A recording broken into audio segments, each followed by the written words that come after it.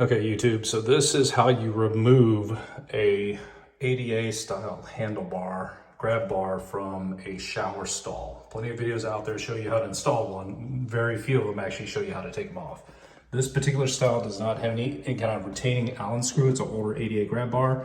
This particular escutcheon piece basically covers the mounting hardware between the bar itself as well as the shower wall. So couldn't find any videos that talk about how you get this off here, and was struggling, didn't see any kind of releasing screws.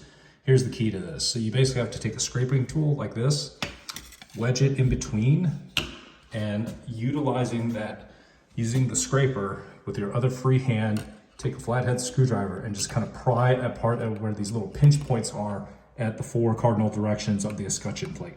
So if you kind of work your way all the way around at all 4 corners in that way, just kind of wedge it in there, just take your time, just kind of lift it away, and eventually you'll get to it where it looks like this, and you'll be able to pop it off, and you'll see the underlying hardware down there. So just take your time with it, and hopefully this helps you guys in terms of trying to do it, because I was struggling trying to figure out how you take it off safely without damaging the shower wall. Hope this helps.